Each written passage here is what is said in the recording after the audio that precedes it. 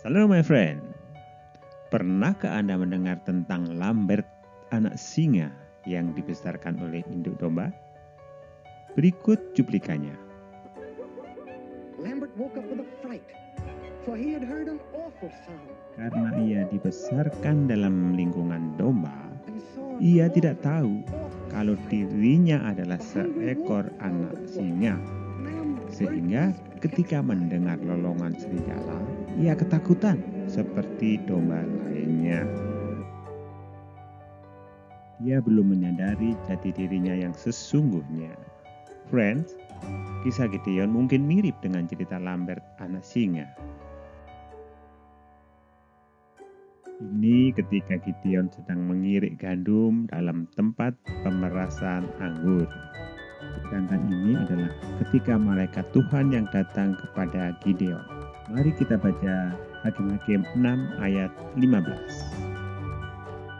Tetapi jawabnya kepadanya, "Ah Tuhanku, dengan apakah akan kuselamatkan orang Israel? Ketahuilah, kaumku adalah yang paling kecil di antara suku Manasye dan aku pun seorang yang paling muda di antara kaum keluargaku." Gideon bicara tentang fakta bahwa kaumnya adalah kaum paling kecil dan dia pun seorang yang paling muda di antara kaum keluarganya. Dia memandang rendah terhadap dirinya sendiri. Namun apa kata malaikat Tuhan tentang Gideon?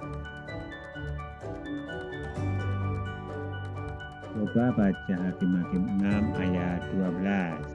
Malaikat Tuhan menampakkan diri kepadanya dan berfirman kepadanya, "Demikian Tuhan menyertai engkau, ya pahlawan yang gagah berani." Malaikat menyebut Gideon pahlawan yang gagah berani.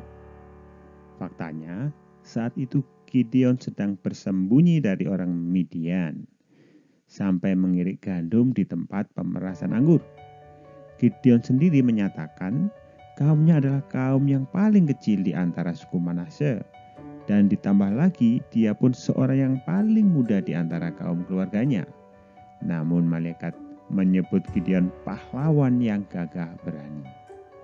Sejarah mencatat Gideon dipakai Tuhan secara luar biasa. Ia mengikuti apa yang Tuhan firmankan. Apa kata firman Tuhan tentang kita? Kita baca Efesus 2 ayat 10. Karena kita ini buatan Allah, diciptakan dalam Kristus Yesus untuk melakukan pekerjaan baik, yang dipersiapkan Allah sebelumnya. Ia mau, supaya kita hidup di dalamnya. Nah, jadi kita buatan Allah, bukan buatan Cina toh. Diciptakan untuk melakukan pekerjaan baik. Pekerjaan apa? Pekerjaan yang mana? Ternyata pekerjaan yang telah dipersiapkan Allah. Jadi Allah sudah punya rencana untuk kita. Dan kata ia mau menunjukkan bahwa Allah konsisten tetap memberikan kehendak bebas pada manusia untuk memilih. Allah tidak memaksa, namun ia mau kita hidup di dalamnya. Ia mau kita mengikut Kristus. Nah, sejak kita diciptakan, sudah ada tujuan yang Allah tentukan. Ketika Gideon menyadari bahwa ia berharga di mata Tuhan dan ada tujuan Allah dalam hidup Gideon, Gideon mau dipakai Tuhan untuk menyelamatkan bangsa Israel. Artinya Gideon melakukan pekerjaan baik yang telah dipersiapkan Allah. Dengan demikian, Gideon hidup menurut rancangan Allah. Friends, kita sangat berharga di mata Tuhan. Buktinya adalah Tuhan sendiri yang datang menyelamatkan manusia. Lukas 15 adalah tentang bagaimana Allah mencari manusia. Ayat 1 sampai dengan 7 adalah tentang domba yang hilang. Jika ada 100 ekor domba dan satu hilang, maka Allah yang akan mencari yang hilang sampai ketemu. Domba itu siapa?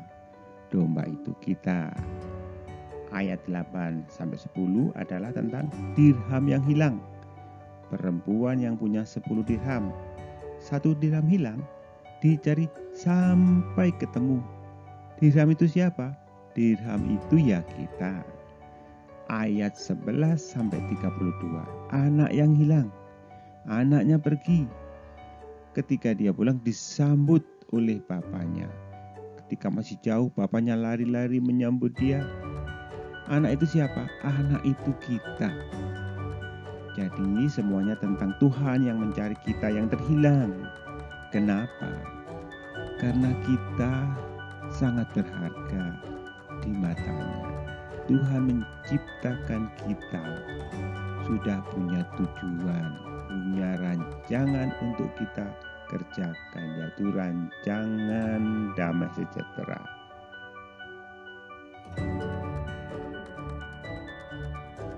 Haleluya, puji Tuhan. Tuhan Yesus memberkati. Amin.